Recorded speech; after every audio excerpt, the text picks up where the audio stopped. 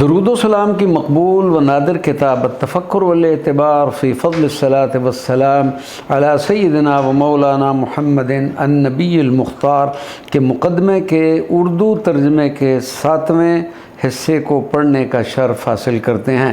سیدی احمد بن ثابت المغربی رضی اللہ تعالی عنہ فرماتے ہیں کہ حضور پاک صلی اللہ علیہ وسلم پر درود پاک پڑھنے کے فضائل میں ایک یہ بھی ہے کہ میں نے سیدی الحاج علی کو ان کے وصال کے بعد دیکھا۔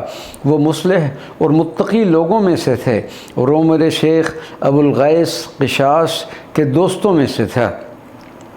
میں نے عرض کی کیا میرے دوست اللہ نے آپ کے ساتھ کیا معاملہ فرمایا ہے؟ تو آپ فرمانے لگے کہ اللہ نے اپنے فضل و رحمت کے وسیلے سے میرے اوپر کرم فرمایا ہے اور میں نے اللہ کریم کو بڑا مہربان اور کریم پایا ہے۔ اور پھر میں نے ان سے اپنے کچھ دوستوں کے متعلق پوچھا جو ان کی موجودگی میں دفن ہوئے تھے، تو وہ کہنے لگے کہ وہ سب خیریت سے ہیں۔ پھر میں نے ان سے پوچھا کہ مجھے ایسی وصیت کریں جس سے اللہ کریم مجھے نفع دے، تو وہ مجھے کہنے لگے اپنے والدہ کے قریب کرو، بے شک وہ نیکار عورتوں میں سے ہے۔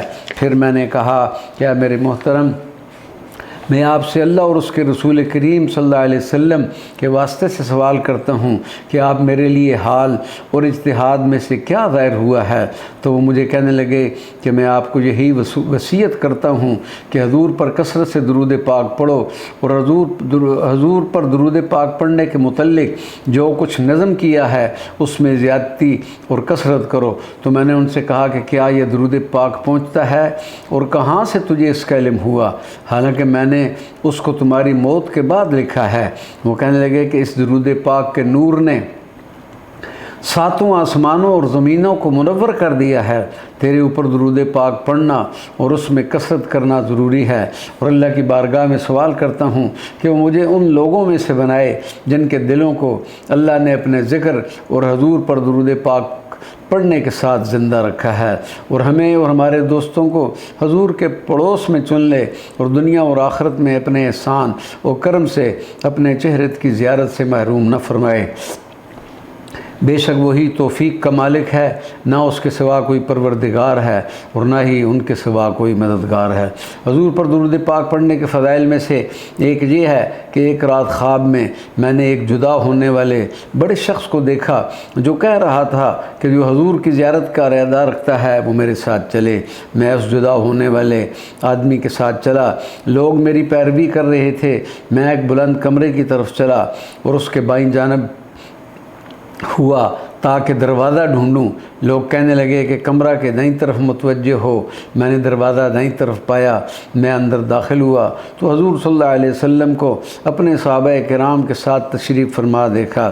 پس جب میں نے ان کے قریب ہوا اور میرے ان کے درمیان ایک بادل حائل ہو گیا، میں ان میں سے کسی کے چہرے کو نہ دیکھ سکا۔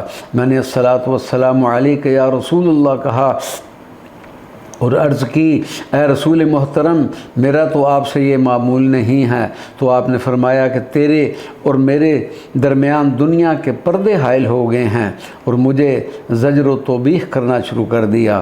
آپ فرمانے لگے میں تجھے دنیا اور اس کے اہتمام سے منع کرتا ہوں، تو اس کا اہتمام کرتا ہے۔ آپ کا مجھے ڈانٹنا کافی لمبا ہو گیا، یہاں تک کہ میں نے دل میں کہا کہ میرے اور میرے آقا کے درمیان میری بدبختی حائل ہوگی۔ پھر میں نے رونا شروع کر دیا اور کہہ رہا تھا کہ اللہ کے رسول معظم، کیا آپ نے مجھے ضمانت نہیں دی تھی؟ تو آپ صلی اللہ علیہ وسلم نے فرمایا ہاں، تو جنتی ہے۔ پھر میں نے کہا کہ میں آپ صلی اللہ علیہ وسلم پر آپ کا اللہ کے ہاں جو منصب عظیم ہے اس کے وسیلے سے التجا کرتا ہوں کہ آپ اللہ کریم سے دعا فرمائیں کہ وہ میرے اور میرے درمیان حائل شدہ پردے کو ہٹا دے۔ بس اسی وقت وہ بادل آہستہ آہستہ پھٹنا شروع ہو گیا۔ میں نے آقا کریم اور آپ کے صحابہ کرام کا دیدار کیا اور کافی دیر آپ کو دیکھتا رہا۔ پھر میں نے کہا یا رسول اللہ، آپ نے مجھے ضمانت نہیں دی؟ تو آپ نے فرمایا کہ ہاں تو جنتی ہے۔ پھر آپ نے کہا تو ہمارے لیے اہتمام کرتا ہے؟ میں نے بھی کہا کہ ہاں میں آپ کے لیے اہتمام کرتا ہوں اور آپ میری زیارت کا اہتمام کرتے ہیں۔ پس آپ کے اس قول فی کل اہتمام کو سن کر میں بیدار ہوا میں اللہ کریم سے حضور صلی اللہ علیہ وسلم کے واسطے سے دعا کرتا ہوں کہ وہ میرے اس اہتمام کو ہمیشہ قائم رکھے، اور اس اہتمام سے دور کرنے والے ہر غم کو نبی کریم صلی اللہ علیہ وسلم جو بارگاہ خداوندی میں ہمارے وسیلہ ہیں کے واسطہ سے مجھے دور فرمائے۔ حضور صلی اللہ علیہ وسلم پر درود پڑھنے کے فضائل میں سے ایک یہ ہے کہ ایک رات میں نے جدا ہونے والے آدمی کو دیکھا، گویا وہ پہلا آدمی تھا۔ اس سے قبل رویت کے درمیان ایک رات کا فاصلہ تھا، اور وہ آدمی کہہ رہا تھا کہ جو آدمی حضور صلی اللہ علیہ وسلم کی قبر انور کی زیارت کا ارادہ رکھتا ہے وہ میرے ساتھ چلے۔ ہم گروہ کی شکل میں اس کے پیچھے چلنے لگے۔ ہم آپ صلی اللہ علیہ وسلم کی قبر مبارک کے پاس کھڑے تھے، حضور پر درود پاک پڑھ رہے تھے، اور میں اللہ کریم کی بارگاہ میں دعا کر رہا تھا، الہی یہ تو تیرے نبی صلی اللہ علیہ وسلم کی قبر ہے جو تم نے مجھے دکھائی ہے۔ الہی میں تو چہرہ مصطفیٰ کی زیارت کیا کرتا تھا، اب صرف آپ کی قبر سامنے ہے۔ الہی میں حضور کے اس مقام اور مرتبے اور توسل سے جو ان کا تیرے ہاں ہے عرض کرتا ہوں کہ مجھے آپ کے دیدار سے مستفید فرما۔ بس میں نے اسی وقت آقا صلی اللہ علیہ وسلم کی زیارت کی۔ آپ کی معیت میں لوگوں کے کچھ گروہ تھے جن پر سبز رنگ کا لباس تھا، وہ ایک بلند مکان کی سیڑھیوں سے نیچے اتر رہے تھے۔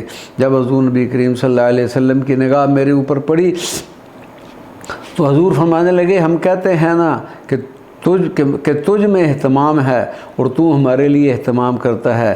تو اسی ثنا میں اللہ کریم نے مجھے الہام کیا کہ میں حضور صلی اللہ علیہ وسلم سے عرض کرنے لگا، حضور میں بیمار ہوں، میرے لیے دعا فرمائیں کہ اللہ کریم مجھے غفلت کی بیماری سے شفا نصیب فرمائے۔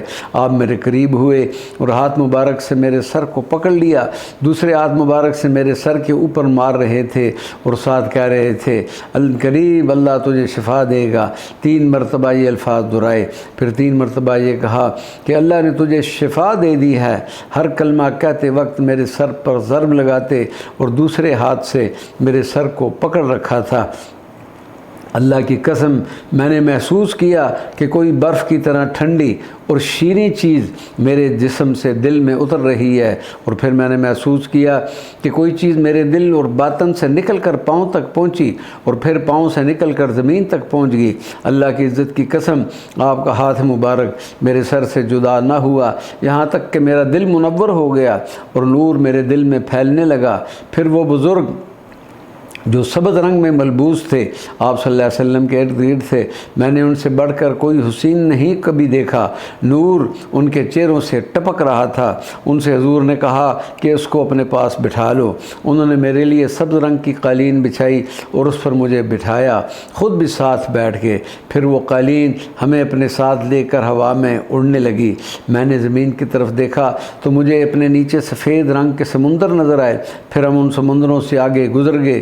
پھر میں نے سبز رنگ کا سمندر دیکھا، اس کی موجیں بھی سبز تھی۔ پھر مجھے خوف نے آ لیا بے سبب اس کے کہ جو میں نے اپنے نیچے سبز رنگ کے سمندر دیکھے تھے، اس حال میں کہ اس قالین نے ہمیں بلند کر دیا تھا، یہاں تک کہ ہم نور کے بنے ہوئے ستون تک پہنچ گئے جس کی انتہا کو اللہ رب العزت کے سوا کوئی نہیں جانتا۔ اس میں سبز رنگ کے کمرے اور محلات تھے، ان میں رہنے والے باشندوں کا لباس سبز رنگ کا تھا۔ ان محلات، کمروں اور باغات سے نور لمحہ بلمحہ بجلی کی طرح ظاہر ہو رہا تھا، لیکن وہ سبز رنگ کا تھا۔ اسی طرح ان لوگوں کے چہرے اور لباس بھی نور سے چمک رہے تھے۔ وہ مجھے کہنے لگے کہ تم یہاں بیٹھ جاؤ کیونکہ تم اسی قوم سے ہو اور اسی مکان کے مکینوں میں سے ہو۔ میں نے کہا میں تمہیں اللہ اور اس کے رسول مکرم صلی اللہ علیہ وسلم کا واسطہ دے کر پوچھتا ہوں کہ اس مکان کو کیا کہا جاتا ہے؟ تو وہ مجھے کہنے لگے یہ باہم محبت کرنے والوں کے لیے سرسبز و شاداب مکان ہے۔ میں نے کہا کہ اللہ اور اس کے رسول صلی اللہ علیہ وسلم کے توسل سے مجھے بتاؤ کہ میں نے یہ مقام کیسے حاصل کیا؟ تو مجھے کہنے لگے حضور صلی اللہ علیہ وسلم پر درود پاک پڑھنے میں آپ کی جو محبت ہے اس کے صدقے تم نے یہ مقام حاصل کیا ہے، اور سارے ذکروں پر اس ذکر کو جو فضیلت دی ہے اس کے صدقے تم نے یہ مقام حاصل کیا۔ اس وقت وقت میں بیدار ہوا اور حضور صلی اللہ علیہ وسلم پر درود پاک پڑھ رہا تھا۔ میں اللہ سے دعا کرتا ہوں کہ مجھے اور میرے دوستوں کو فردوس اعلیٰ کا مکین بنائے، اور اللہ کریم اپنے احسان و کریم کے ذریعے دنیا و آخرت میں حضور کا دیدار عطا فرمائے۔ میں نے اس مکان کے اندر درود پاک پڑھنا شروع کر دیا۔ حضور صلی اللہ علیہ وسلم کے پر درود پاک پڑھنے کے فضائل میں سے ایک یہ ہے کہ میں نے اپنے ایک دوست کو موت کے بعد دیکھا۔ میں نے اس سے اس کا حال دریافت کیا۔ میں نے کہا اللہ کریم نے تیرے ساتھ کیا معاملہ کیا ہے؟ اس نے کہا کہ اللہ نے اپنے فضل کے تصدق مجھ پر رحم کرم فرمایا۔ پھر میں نے کہا میرے بھائی، کیا میرے حال میں سے کوئی چیز تمہارے لیے ظاہر ہوئی؟ وہ کہنے لگے تمہارے لیے خوشخبری ہو کہ اللہ کے ہاں تو صدیقین میں سے ہے۔ میں نے کہا کس درجہ سے اللہ کے ہاں صدیق میں سے ہوں؟ وہ کہنے لگے کہ آپ نے حضور پاک صلی اللہ علیہ وسلم کہ درود و پاک کے متعلق جو لکھا ہے اس کی وجہ سے آپ کا شمار صدیقین میں ہوتا ہے۔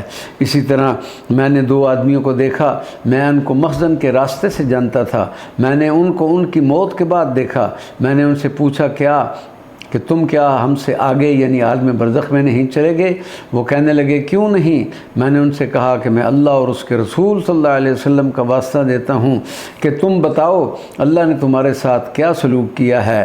وہ کہنے لگے اللہ نے ہمارے اوپر اپنے فضل و کرم کے صدقے رحم فرمایا ہے۔ پھر میں نے ان سے یہی سوال کیا تو وہ کہنے لگے اللہ کی قسم ہم طاعون کی وجہ سے مر گئے تھے، اللہ نے ہمیں بخش دیا۔ پھر میں نے کہا کہ میں تمہیں اللہ اور اس کے حبیب صلی اللہ علیہ وسلم کا واسطہ دے کر پوچھتا ہوں کہ میرے حال میں سے تمہارے لیے کوئی چیز ظاہر ہوئی ہے یا تم میرے انجام کے متعلق کسی چیز پر مطلع ہوئے ہو؟ تو وہ کہنے لگے تمہیں خوشخبری ہو کہ تم صدیقین میں سے ہو۔ پھر میں نے کہا کہ میں تمہیں اللہ اور اس کے رسول کریم کا واسطہ دے کر پوچھتا ہوں کہ جو کچھ تم کہہ رہے ہو وہ حق ہے؟ تو وہ کہنے لگے ہاں یہ حقیقت ہے، اللہ کی قسم تیرے لیے اللہ کے ہاں خیر کثیر ہے۔ میں نے کہا کس سبب سے؟ تو وہ کہنے لگے جو تو نے حضور پر درود پاک کے متعلق لکھا اس کی وجہ سے یہ سب کچھ ہے۔ پھر میں نے ان سے اس آدمی کے متعلق پوچھا جس کو میں جانتا تھا اور وہ فوت بھی ہو چکا تھا، تو کہنے لگے ہاں وہ بھی خیر وفیت سے ہے۔ میں اس وقت بیدار ہو گیا۔ اللہ سے امید کرتا ہوں کہ وہ مجھے اور میرے دوستوں کو حضور پر درود پاک پڑھنے کے وسیلے سے نفع فرمائے۔ حضور صلی اللہ علیہ وسلم پر درود پاک پڑھنے کے فضائل میں سے ایک یہ ہے کہ ایک رات یہودی رہبوں کی ایک جماعت کو میں نے دیکھا، وہ افضل رسولوں اور ان کی رسالتوں کے متعلق گفتگو کر رہے تھے۔ وہ کہہ رہے تھے کہ موسیٰ پر رسالت کی یہ دلیل ہے اور حضرت عیسیٰ علیہ السلام کی رسالت پر یہ دلیل ہے، حضور صلی اللہ علیہ وسلم کی رسالت پر کیا دلیل ہے؟ میں نے کہا کہ آپ کی رسالت پر وحی اور قرآن دلیل ہے، چاند کا آپ کے لیے دو ٹکڑے ہونا، درختوں کا آپ کو سجدے کرنا، علاوہ دی پتھروں نے آپ پر درود پڑھا، جمادات نے آپ صلی اللہ علیہ وسلم کی گواہی دی اور زمین و آسمان نے آپ پر درود بھیجا۔ یہ سب آپ کی رسالت کی دلیلیں ہیں اور آپ پر نازل ہونے والے معجزات اللہ کریم کے اس قول کے قائم مقام ہیں کہ ہمارے محتشم نبی کریم صلی اللہ علیہ وسلم نے سچ کہا جو اس نے ہماری طرف پہنچایا۔ ان میں سے ایک نے کہا تو نے سچ کہا، لیکن باقیوں نے نہ میری تصدیق کی نہ تکذیب۔ پس میں نے جدا ہونے والے آدمی کو دیکھا جو کہہ رہا تھا کہ جو آدمی حضور صلی اللہ علیہ وسلم کی زیارت کا ارادہ رکھتا ہے وہ میرے ساتھ چلے۔